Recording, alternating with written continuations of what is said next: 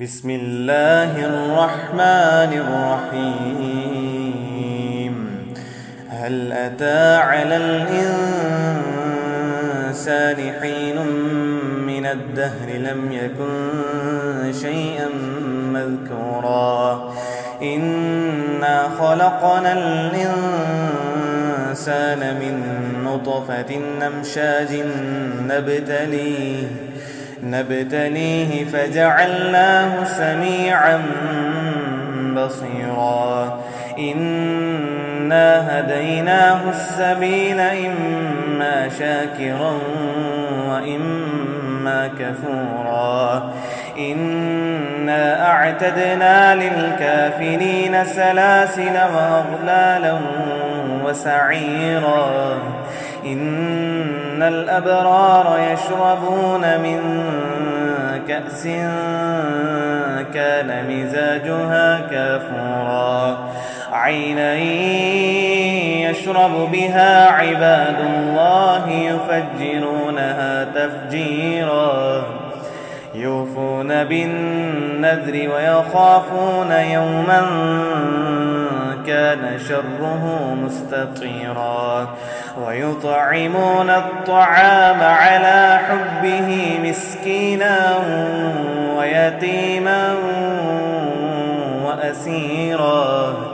إنما نطعمكم لوجه الله لا نريد منكم جزاء ولا شكورا إنا نخاف من ربنا يوما عبوسا قمطريرا فوقاهم الله شر ذلك اليوم ولقاهم نضرة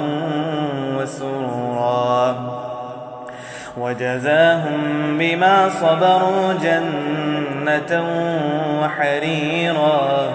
متكئين فيها على الأرائك لا يرون فيها شمسا ولا زمهريرا ودانية عليهم ظلالها وذللت قطوفها تذليلا ويطاف عليهم بآنية من فضة وأكواب كانت قوارير من فضة قدروها تقديرا ويسقون فيها كأسا كان مزاجها زنجبيلا عينا فيها تسمى سلسبيلا ويطوف عليهم ولدان مخلدون إذا رأيتهم حسبتهم لؤلؤا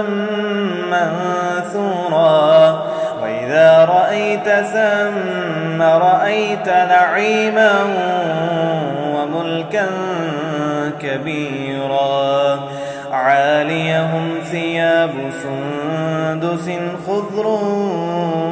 واستبرق وحلوا أساور من فضة وسقاهم ربهم شرابا طهورا إن هذا كان لكم جزاء وكان سعيكم مشكورا إنا نحن نزلنا عليك القرآن تنزيلا فاصبر لحكم ربك ولا تطع منهم آثما أو كفورا واذكر اسم ربك بكرة وأصيلا ومن الليل فاسجد له وسبحه ليلا طويلا إن هؤلاء يحبون العاجلة ويذرون وراءهم يوما ثقيلا نحن خلقناهم وشددنا أسرهم وإذا شئنا بدلنا أمثالهم تبديلا إن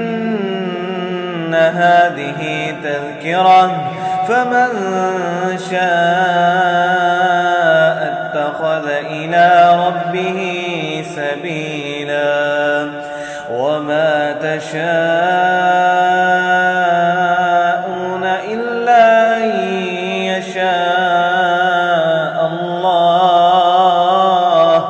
إن الله كان عليما حكيما يدخل من يشاء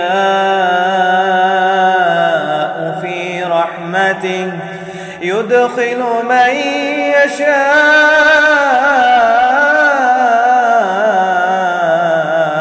في رحمته والظالمين أعد لهم عذابا أليما.